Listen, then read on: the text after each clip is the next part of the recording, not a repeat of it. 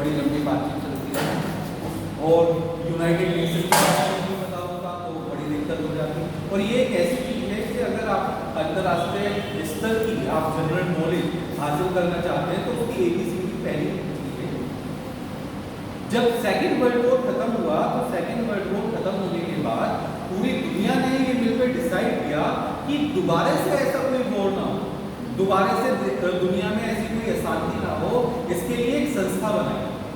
हालांकि जब first world war खत्म हुआ तो तब भी एक ऐसी संस्था बनाई गई, लीग ऑफ नेशंस। कौन सी बनाई गई थी? League of Nations. पहले इसे लिख लीजिए कि फर्स्ट वर्ल्ड वॉर के बाद एक ऐसी अंतरराष्ट्रीय संस्था बनाई गई जो दुनिया भर में शांति स्थापित करने के लिए और दोबारा किसी बड़े वॉर को रोकने के लिए बना। लेकिन लीग ऑफ नेशंस अपने मकसद में कामयाब नहीं। फर्स्ट वर्ल्ड वॉर खत्म होने के जस्ट 20 साल बाद या एग्जैक्टली कहें तो 21 साल बाद सेकेंड वर्ल्ड वॉर।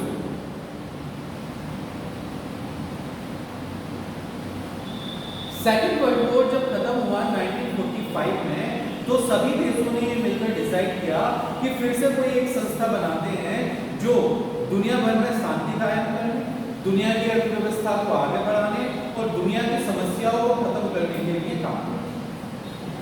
और सभी देशों ने मिलकर तब एक संस्था बनाई जिसका नाम रखा गया यूनाइटेड नेशंस, UN। ध्यान रखना है US और UN दोनों अलग अलग चीज हैं। जब US की बात होती है तो उसका मतलब होता है यूनाइटेड स्टेट्स। यूनाइटेड स्टेट्स एक देश है, लेकिन UN की जब बात होती है तो यूनाइटेड स्टेट्स नहीं, यूनाइटेड नेशंस की बात हो रही है। यूनाइटेड नेशन ये सारे देशों का एक संगठन है। दुनिया के लगभग 190 देश इसके मेंबर हैं। ये सिर्फ एक चीज में काम नहीं करता, ये बहुत सारी वैरायटी वाली चीजों में काम करता है। इसकी बहुत सारी सब ऑर्गेनाइजेशन है और वो ऑर्गेनाइजेशन क्या करती है, दुनिया में अलग अलग मुद्दों को टैकल डील करने का काम। एनवायरमेंट से रिलेटेड, प्राकृतिक संसाधनों या आपकी जो विरासत है उसे प्रोटेक्ट करने से रिलेटेड, वर्ल्ड हेरिटेज साइट उसे बोला जाता है। इसकी संस्था यूनेस्को जो दुनिया भर में ये जो विरासत होती है पुरानी उन्हें प्रोटेक्ट करने का काम करती है, जैसे ताजमहल। इसके अलावा एनवायरमेंट को प्रोटेक्ट करने का काम जैसे UNEP और UNDP, ये संस्थाएं हैं। वर्ल्ड मेट्रोलॉजिकल और पता नहीं कितनी चीजें हैं जो इससे जुड़ी हुई हैं। जब इसके बारे में हम डिटेल से बात करेंगे तो आपको मैं बताऊं। इसमें एक जनरल सेक्रेटरीट होता है जहां पर मीटिंग होती है, सभी देश के लोग वहां बैठते हैं और सभी देश के लोग अपनी अपनी बात करते हैं। जैसे पार्लियामेंट होती है ना एक देश की, तो ये पूरी दुनिया की पार्लियामेंट है। बस ये कोई कानून नहीं बना सकता जैसे एक देश की पार्लियामेंट कानून बना सकती। तो इसका जो हेड ऑफिस है, जनरल सेक्रेटरीट है, वो न्यूयॉर्क में है, अमेरिका में, और वहां पर सारे देश के लोग वहां बैठते हैं और अपनी बात करते हैं। इसकी एक सिक्योरिटी काउंसिल है जो इसकी सबसे ताकतवर संस्था मानी जाती है। उस ताकतवर संस्था में 15 देश होते हैं जिसमें से 5 परमानेंट होते हैं और 10 बदलते रहते हैं 2 साल के लिए। उस संस्था का काम है दुनिया भर में शांति स्थापित करना। अगर किसी भी देशों के बीच में लड़ाई होती है तो उस लड़ाई को रोकना, और अगर एक देश अन्यायपूर्वक दूसरे देश पर हमला कर रहा है तो उस देश के खिलाफ एक्शन करना। लेकिन ऐसा कुछ होता नहीं है, अक्सर ये चलता रहता है। अब कभी यूक्रेन और रूस का युद्ध चल रहा है, कभी अजरबैजान अर्मेनिया का युद्ध चल रहा है, बेचारे कुछ कर तो पाते हैं। उसकी भी खैर बहुत सारी वजह हैं, अब वो वजह डिटेल में मैं आपको समझाऊंगा जब इसके बारे में बात करूंगा। यूनाइटेड नेशन से जुड़ी हुई ये 2 संस्थाएं हैं जिसमें एक है UNEP, United Nation Environment Programme. ठीक है, ये एनवायरनमेंट के प्रोटेक्शन के लिए यूनाइटेड नेशन की संस्था बनी हुई है।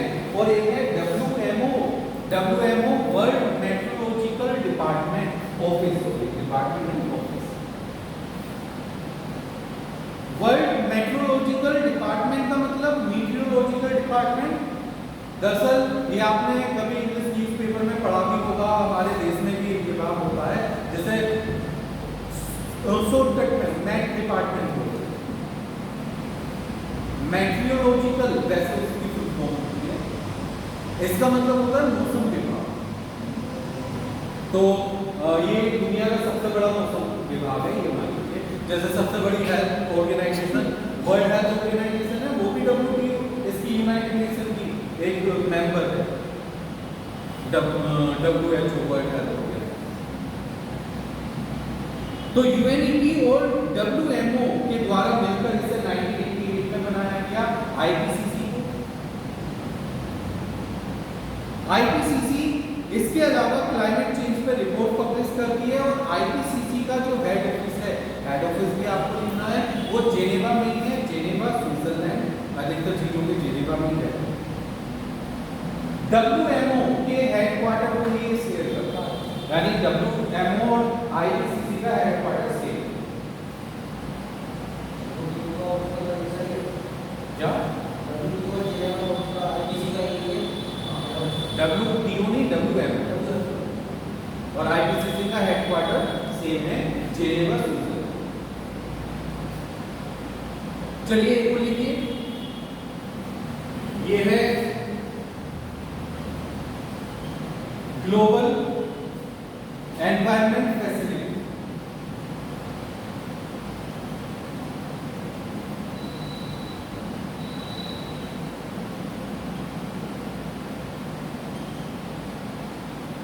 GEF ग्लोबल एनवायरनमेंट फैसिलिटी 1991 में बनाई गई।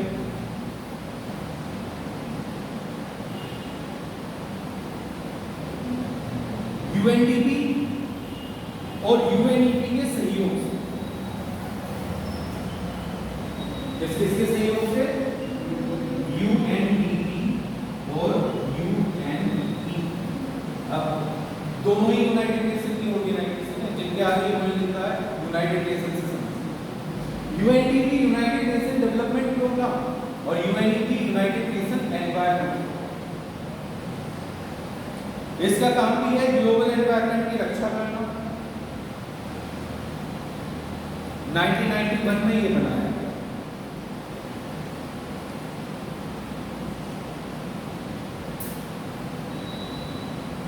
चलिए अब यूनाइटेड नेशन से अलग हटकर यूनाइटेड नेशन के बारे में हमने बहुत सारी बात करी।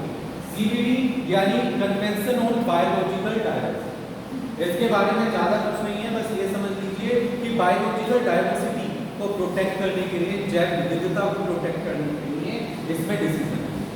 एजेंडा 21 21वीं सदी के लिए एनवायरनमेंट से रिलेटेड कुछ एजेंडा सेट किए गए, जिसे एजेंडा 21 बोला गया। तो 1992 में जो अर्थ समिट हुई थी रियो डी जेनेरो में, उसमें ये तीन चीजें हुई थी, UNFCCC, CBD और एजेंडा 21। अब इन सारी चीजों से हटकर कुछ और चीजों के बारे में बात करते हैं जो एनवायरनमेंट प्रोटेक्शन को लेकर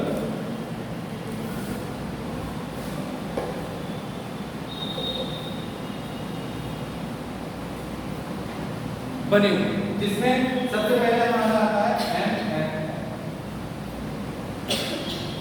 MFF। ये एक चीज क्या है? इसका नाम है मैंग्रोव। ये मैंग्रोव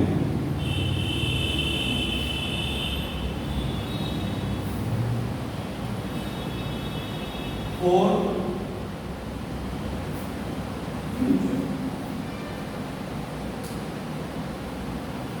मैंग्रोव फॉर फ्यूचर एक संगठन है जो लगभग 8 देशों से मिलाकर बना है, और जिसमें है Bangladesh, Cambodia, India, Indonesia, Maldives, Myanmar, Pakistan, Seychelles, Sri Lanka, Vietnam. 8 से कुछ ज्यादा हो गए, 10-12 कंट्रीज हैं। थाईलैंड, ये लगा लीजिए ये जो पूरा साउथ और ईस्ट एशिया है, इसके देश इसके में बांग्लादेश, थाईलैंड, वियतनाम और कंबोडिया, इसके अलावा सेशेल्स, श्रीलंका, इंडिया।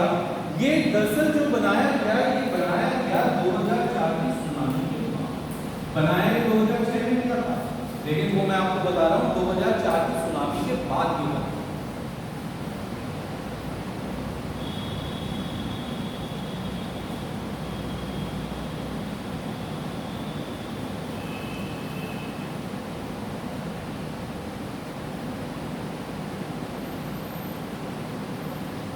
दरअसल ये है क्या, मैंग्रोव्स क्या होता है? मैंग्रोव्स का मतलब होता है कोस्टल एरिया में, समुद्र तट के इलाकों में जो खरपतवार वाले इलाके होते हैं, दलदली जमीन होती है, उन्हें मैंग्रोव्स कहा जाता है। हमारे देश में कुछ ऐसे इलाके हैं जैसे पश्चिम बंगाल, उड़ीसा, जहाँ पर नदियां समुद्र में मिलती हैं, डेल्टा है, वहां पर ये मैंग्रोव ये लगा लीजिए कि ऐसी जगह होती है एकदम दलदली, और जहां पर ऊपर पानी के ऊपर ही वो पूरी हरियाली सी खरपतवार वो बिछी रहती है, वो एरिया कहलाए जाते हैं मैंग्रोव। ये लगातार इन्हें नुकसान होता रहा, लगातार ऐसे इलाकों में वो खेती की जाने लगी, और जब 2004 की सुनामी आई ना, और उससे जो बर्बादी हुई, उससे इन मैंग्रोव की इंपोर्टेंस का पता चला। दरअसल सुनामी के पानी को रोकने का एक बहुत बढ़िया तरीका था मैंग्रोव ये सुनामी को काफी हद तक एब्सॉर्ब करते हैं, लेकिन जब उस इलाकों में लोग रहने लगेंगे तो जाहिर सी बात है कि मैंग्रोव बचेंगे नहीं और सुनामी सीधे लोगों को मिलेगी। तो 2004 के बाद इस पर ज्यादा ध्यान दिया गया, जब 2004 में यहाँ सुनामी आई, और स्पेशली ये सारे देश ज्यादा अफेक्टेड हुए थे जो इसके मैंग्रोव। हालांकि नाम में मैंग्रोव आ रहा है, लेकिन आज के टाइम में ये हर तरह के, ध्यान रखना, सिर्फ मैंग्रोव को ही प्रोटेक्ट नहीं करती, मैंग्रोव एरिया को, हर तरह के कोस्टल सिस्टम को, चाहे वो लैगून हो, चाहे वो कोस्टल सैंड हो, मतलब समुद्र बीच हो, हर तरह के सिस्टम को प्रोटेक्ट करने के लिए अब ये MFF का। तो कई बार ऐसे सवाल किया जाते हैं, मतलब आपसे पूछ लिए जाते हैं कि ये सिर्फ मैंग्रोव को प्रोटेक्ट करती है। मैंग्रोव अब सिर्फ नाम के लिए है, हर तरह के कोस्टल सिस्टम को ये प्रोटेक्ट करने का काम बनाया जिसने, बनाने में इसमें मदद करी IPCC और यूनाइटेड नेशन एनवायरनमेंट प्रोग्राम। इन दोनों ने मिलकर इस मैंग्रोव को फ्यूचर को डेवलप करने में मदद करी। 2006 में ये बनकर तैयार।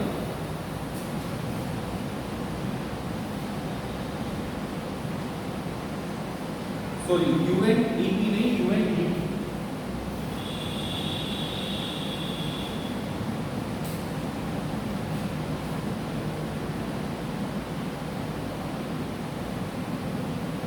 नेक्स्ट है हमारा रामसर कन्वेंशन।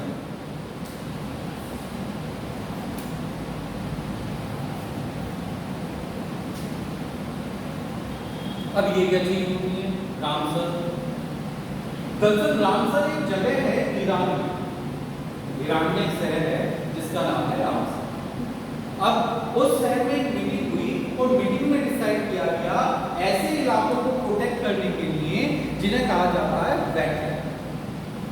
वेटलैंड कुछ ऐसे प्रोटेक्ट मतलब इलाके होते हैं जहां दलदली जमीन होती है, समुद्र किनारे नहीं, दलदली जमीन होती है, झील होती है, या इस तरह से तालाब होता है बड़े इलाके में, और जहां का अपना अलग एक इकोसिस्टम है, जहां पर पक्षी आते हैं, पक्षी वहां पर रुकते हैं और कोई मौसम वहां पर बिताते हैं। इस तरह के इलाकों को बोला जाता है वेटलैंड। ऐसे यहाँ पर भी एक इलाका है पटना, पश्चिम बिहार, वो भी एक वेटलैंड साइट है। वेटलैंड यानी एक गीला इलाका, एक दलदली इलाका जहां का अपना एक इकोसिस्टम।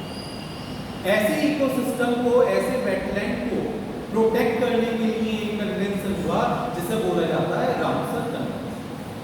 अलग अलग इलाकों को रामसर साइट्स डिक्लेयर किया जाता है कि ये जो वेटलैंड है ये रामसर साइट है, और फिर इसे प्रोटेक्ट करने के लिए रामसर कन्वेंशन के अकॉर्डिंग काम किया। 1971 में ये कन्वेंशन अपनाया गया था।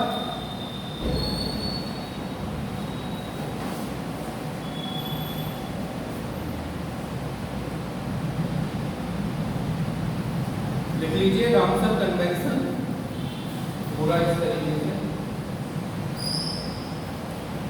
तो रामसर कन्वेंशन 1971 में ये हुआ था, वेटलैंड साइट्स को प्रोटेक्ट करने।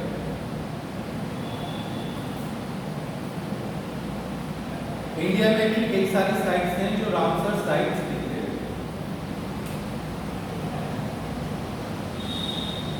हेडक्वार्टर इसका स्विट्जरलैंड में है, ग्लैंड नाम है।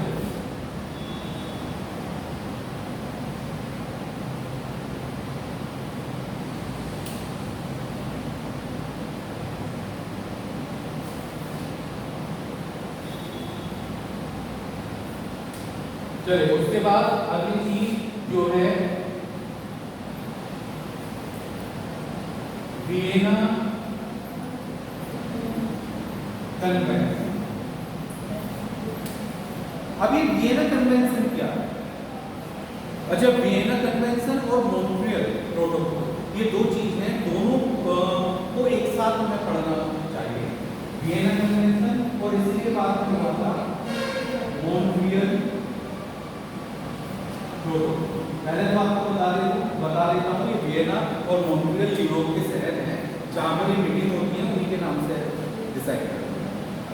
वियना कन्वेंशन ये पहली ऐसी एक बैठक थी जो ओजोन लेयर को प्रोटेक्ट करने के लिए बनी। आप ओजोन लेयर के बारे में तो आपने सुना ही होगा। धरती के चारों तरफ ओजोन गैस की एक लेयर, ओजोन गैस एक ऑक्सीजन गैस का ही एक वो है, बस ऑक्सीजन में O2 होता है, उसमें O3। तो ओजोन लेयर धरती के लिए जरूरी है क्योंकि ये सूरज की जो हार्मफुल अल्ट्रावायलेट रेज हैं उससे धरती को बचाती है। आपको पता नहीं पता है तो बहुत बड़ी बात है। तो ओजोन लेयर से बचाने के लिए फिर ये भी पता होगा कि ओजोन लेयर में लगातार वो हो रहा है, क्या हो रहा है, हिंदी वर्ड है, डेप्रिसिएशन हो रहा है, खराब हो रही है, डेकोरेट हो रही है। और जो ओजोन लेयर है उसके खराब होने की मेन वजह क्या है?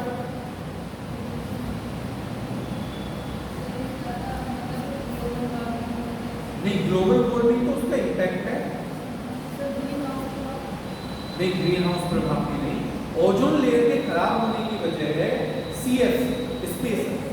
CFC एक गैसेज होती है जिन्हें बोला जाता है क्लोरोफ्लोरोकार्बन। क्लोरोफ्लोरोकार्बन ये इसके खराब होने की वजह, ये भी लगभग हर किसी को पता है। क्लोरोफ्लोरोकार्बन एक ऐसी गैस है जो अधिकतर कूलेंट में जिसमें यूज किया जाता है। कूलेंट यानी फ्रिज हो या फिर शेविंग क्रीम, परफ्यूम, ऐसी चीजों में भी ये CFC का यूज होता है। ये CFC ओजोन लेयर को तोड़ देती है ओजोन, इसलिए लगातार अच्छा बर्फ के पिघलने से भी CFC रिलीज होती है। आप जानते हैं ओजोन लेयर का जो सबसे ज्यादा बड़ा होल बना वो कहां बना था? वो बना था ऑस्ट्रेलिया के पास। ऑस्ट्रेलिया के पास अगर आप ये वर्ल्ड का मैप देखें लगभग इसी रात, और यही वजह है ऑस्ट्रेलिया में सबसे ज्यादा केसेस आए थे स्किन कैंसर, क्योंकि वो अल्ट्रावायलेट रेज के सीधे इफेक्ट में आए, जिसकी वजह से स्किन कैंसर के वहां पे बहुत केस। और ये भी जो ऑस्ट्रेलिया के पास बना था उसकी भी अपनी वजह थी ग्लोबल वार्मिंग की वजह से बर्फ का पिघलना, अंटार्कटिका, ये जो अंटार्कटिका है साउथ पोल पर, और बर्फ के पिघलने से CFC का रिलीज। CFC रिलीज होगी तो ओजोन लेयर को नुकसान होगा, ओजोन लेयर को नुकसान होगा तो अल्ट्रावायलेट रेज आएगी, फिर से ग्लोबल वार्मिंग। तो कितना देखो मैंने कहा था ना कितना डेलिकेट सिस्टम है, एक चीज को भी नुकसान हो जाए तो पूरा सिस्टम बिगड़ जाएगा। तो क्या बात चल रही थी हमारी? वियना कन्वेंशन पहला ऐसा कन्वेंशन था जो ओजोन लेयर को प्रोटेक्ट करने के लिए किया गया। ये कन्वेंशन किया गया 1985 में। अब इसमें दो बात है, 1985 में कन्वेंशन किया गया और 1988 में ये इफेक्ट लागू।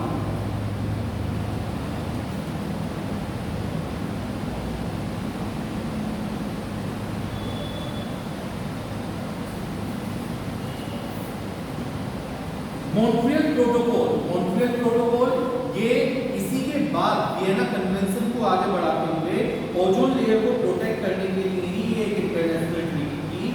ये की गई 1987 में और 89 में ये फोर्स में आई। तो ये भी देखिए 1987 में ये की गई और 89 में ये फोर्स में आई।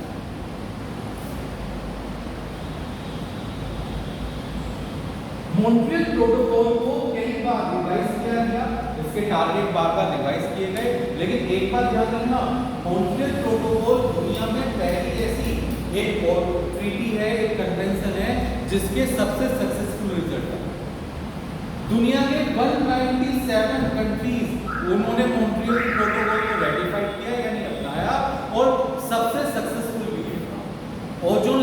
में जो आप कह रहे हैं कि डेफिनेशन की जो बात है उसे काफी हद तक रोका गया मॉन्ट्रियल प्रोटोकॉल के, लेकिन बार बार टारगेट रिवाइज किए गए।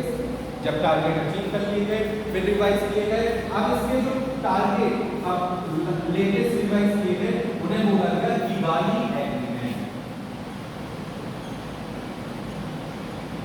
2016। तो किगाली एग्रीमेंट 2016 में, जैसे मैंने पहले भी बताया कि हर एक शहर के नाम पर है। किगाली एक शहर है अफ्रीका में, एक देश है रवांडा, उसमें एक शहर है किगाली, जहां 2016 में ये एग्रीमेंट हुए, उसे कहा गया किगाली एग्रीमेंट। किगाली एग्रीमेंट में क्या डिसाइड किया गया ये भी जानना जरूरी है।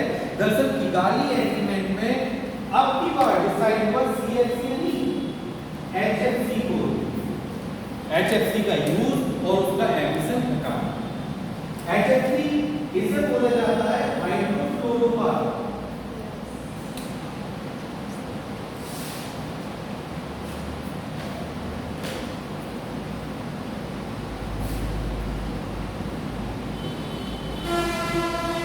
हाइड्रोफ्लोरोकार्बन सीएफसी से थोड़ा अलग होता है। सीएफसी तो ओजोन लेयर को नुकसान पहुंचाता है। तो अधिकतर देशों ने मॉन्ट्रियल प्रोटोकॉल के बाद सीएफसी यूज करना कम करके एचएफसी यूज करना शुरू कर दिया, हाइड्रोफ्लोरोकार्बन या एचसीएफसी यानी हाइड्रोफ्लोरोकार्बन। ये क्या होता है, ये ओजोन लेयर को तो हाइड्रोफ्लोरोकार्बन नुकसान नहीं पहुंचाता, लेकिन ये ग्रीन हाउस इफेक्ट रखता है। ग्रीन हाउस इफेक्ट रखता है यानी ये वही करता है जो कार्बन डाइऑक्साइड करता है, और ये को बढ़ाता है। तो इसीलिए एचएफसी का यूज और उसका एमिशन कम करने के लिए ये किगाली एग्रीमेंट किया गया 2016। आया समझ? तो ये थे मॉन्ट्रियल प्रोटोकॉल और वियना कन्वेंशन, जो ओजोन लेयर के प्रोटेक्शन से रिलेटेड कन्वेंशन है और मेरे हिसाब से सबसे ज्यादा सक्सेसफुल है अपने टारगेट को अचीव करने। चलिए इसके बाद और भी बहुत सारी चीजें हैं। एक चीज है साइट्स, CITES।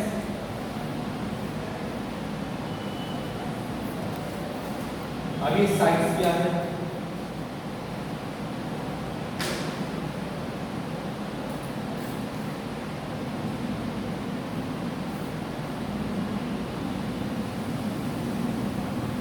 ये एक शॉर्ट फॉर्म है, इसकी फुल फॉर्म आपको याद होनी चाहिए।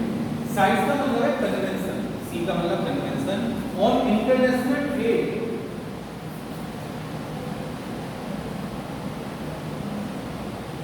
Convention on international trade off endangered species.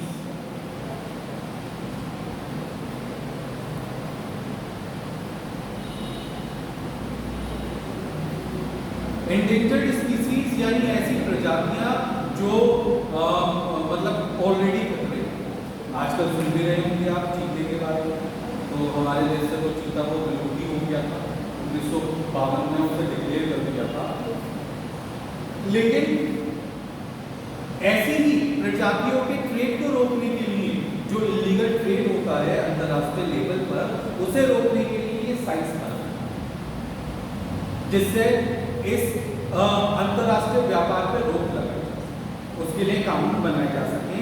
Sites जो है वो कब अपनाया गया? 1963।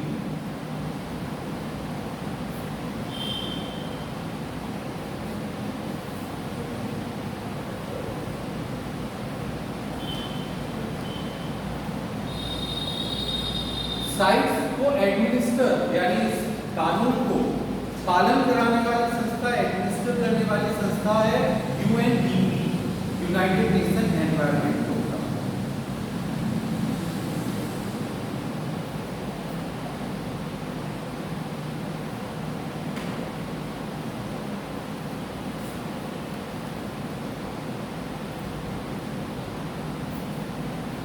चलिए अगला है आपका बेसल कन्वेंशन।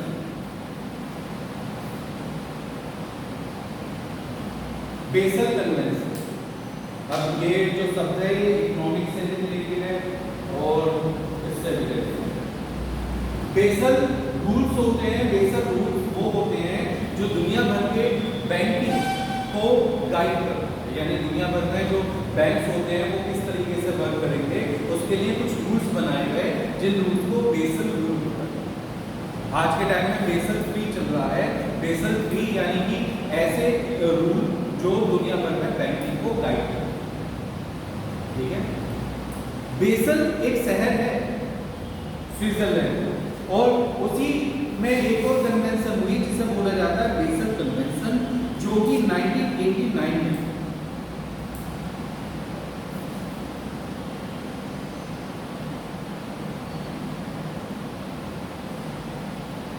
बेसल कन्वेंशन ये प्रोटेक्ट करती है लीस्ट डेवलप्ड कंट्रीज को। लीस्ट डेवलप्ड कंट्रीज यानी जो गरीब देश होते हैं, अमीर देश होते हैं। अब प्रोटेक्ट करने का मतलब वैसे नहीं यूजर प्रोटेक्ट नहीं करती, अपने केमिकली हजार्डियस वेस्ट के डिस्पोजिशन। मतलब क्या होगा, मतलब कई सारे केमिकल वेस्ट ऐसे होते हैं जो बेहद खतरनाक होते हैं। अब अमीर देश अपने वेस्ट को उन्होंने उनकी फैक्ट्री में यूज किया, और उस वेस्ट को कैसे डिस्पोज करेंगे? भाई जमीन में डिस्पोज करेंगे, जमीन खराब, पानी में करेंगे, पानी खराब, खुले में छोड़ेंगे तो जमीन और हवा दोनों खराब। तो ऐसा ना हो कि वो अपने वेस्ट को वो गरीब देशों में ट्रांसपोर्ट करके वहां पर उसे डिस्पोज करें, उनके एनवायरनमेंट को नुकसान पहुंचाएं। उससे प्रोटेक्ट करने के लिए बेसल एग्रीमेंट। तो बेसल एग्रीमेंट वो गरीब देशों को अमीर देशों से प्रोटेक्ट करती है कि वो अपने रासायनिक घातक जो वेस्ट मटेरियल है, यानी कि वेस्ट मटेरियल को लेना उनके ट्रांसपोर्ट बचा, जिसे कहा जाता है बेसल एग्रीमेंट। अच्छा, एक है रोटरडम एग्रीमेंट।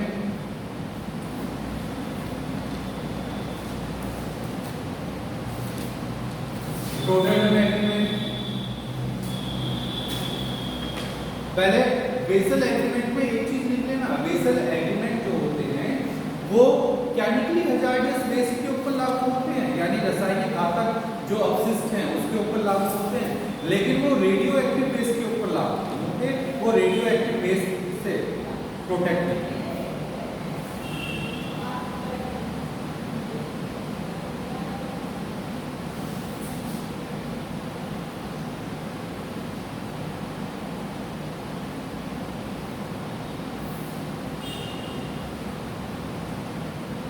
रोटरडम एग्रीमेंट क्या है? रोटरडम एग्रीमेंट वो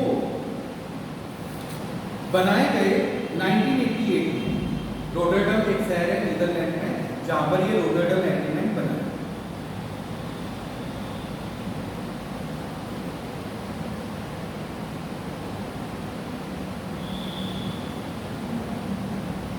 ये भी दरअसल कुछ खतरनाक केमिकल के इंटरनेशनल ट्रेड से आपको प्रोटेक्ट करते हैं, यानी इसमें कोई भी देश डिसाइड कर सकता है कि ये केमिकल वो इंपोर्ट होने दे या ना। मैंने बताया था ना, वैसे तो क्या होता है कि इंपोर्ट पर बैन लगाना वो सही नहीं होता WTO एग्रीमेंट के अकॉर्डिंग, लेकिन अगर कोई भी ऐसा खतरनाक केमिकल है जिसे देश चाहता है कि उसके देश में ना आए, तो वो रोटरडम एग्रीमेंट के अकॉर्डिंग उस पर इंपोर्ट पर बैन लगा। तो खतरनाक हजार्डियस केमिकल, ये वेस्ट की बात नहीं होगी, ध्यान रखना। बेसल और इसमें ये अंतर है, उसमें वेस्ट की बात होती है, अपशिष्ट का जो वेस्ट मटेरियल होता है केमिकली। इसमें केमिकल के ट्रेड, वेस्ट की बात नहीं होती, केमिकल के ट्रेड पर रोक लगाने की बात होती है कि इसमें देश की मर्जी है कि वो किसी खतरनाक केमिकल को अपने देश में इंपोर्ट होने दे या ना। ये रोटरडम एग्रीमेंट है। चलिए आगे क्या है, आगे एक और चीज है वो बात कर रहे हैं। इसके ऊपर एक सवाल भी आ रहा है, इसलिए ये बताना जरूरी हो जाता है, लेकिन इसे ग्लोबली इंपोर्टेंट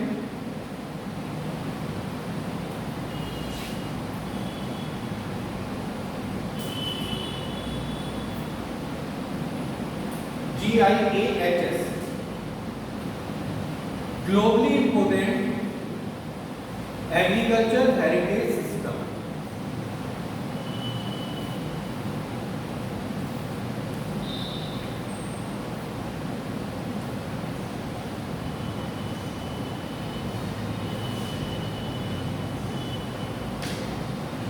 दरअसल दुनिया भर में खेती करने के कई तरीके, अलग अलग तरीके से लोग खेती करते हैं, और कुछ खास तरीके जो पुराने टाइम से चले आ रहे हैं, और ऐसे इलाकों में भी जहाँ पर नॉर्मल खेती नहीं हो पाती, वहाँ पर इन तरीकों से खेती करते हैं।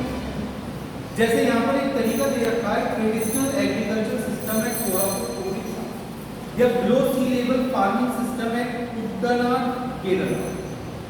यानी ये वो इलाके हैं जहां पर नॉर्मल एरिया नहीं है, लेकिन कुछ स्पेशल तरीकों से खेती की जाती है, पुराने तरीके। ऐसे सिस्टम को अब कैसे, तो खैर डिटेल में मुझे भी नहीं पता आपको कि खेती कैसे की जाती है, लेकिन ऐसे सिस्टम को प्रोटेक्ट करने का काम, कि ऐसे जो टेक्निक है पुरानी, ये वही समझ लीजिए जैसे पुराने हमारी विरासत होगी, तो ये हमारी एक तरीके से विरासत नहीं है, ये जो खेती के तरीके, और ऐसे तरीकों को प्रोटेक्ट करने का काम एक संस्था करती है जिसका नाम है FAO।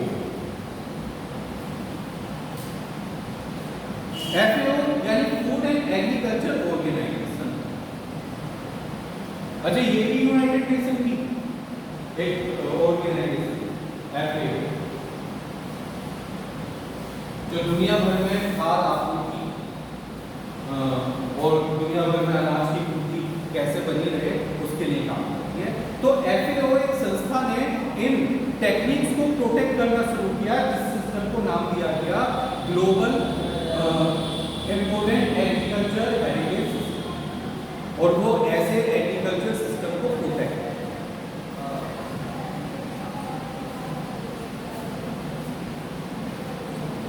चलिए आगे कुछ दिन दे रखते हैं, वो दिन भी देख लीजिए। एनवायरमेंट से जो अक्सर सवालों में पूछे जाते हैं, जैसे एक दिन है जिसे बोला जाता है अर्थ डे। अर्थ डे पृथ्वी दिवस काफी फेमस है, जानते होंगे आप। कब आता है? बिल्कुल एग्जैक्टली 22 अप्रैल को अर्थ डे मनाया जाता है पूरी दुनिया में।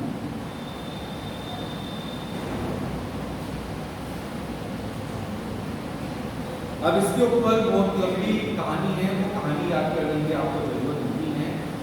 आप बस अगली चीज लिखिए अर्थ आर। अर्थ आर, आर मतलब HOUR, घंटा। अर्थ आर क्या होता है? अर्थ आर ये ऑर्गेनाइज किया जाता है WWF के द्वारा। WWF वो लड़ने वाली नहीं है, इसकी फुल फॉर्म है world wide fund for nature.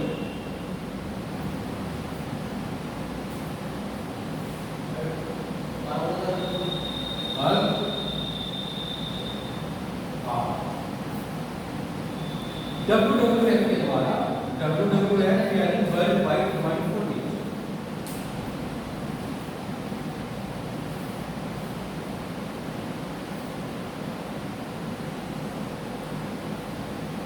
अर्थात ये शुरू कब किया गया? ये शुरू किया गया सिडनी ऑस्ट्रेलिया से 2007 से।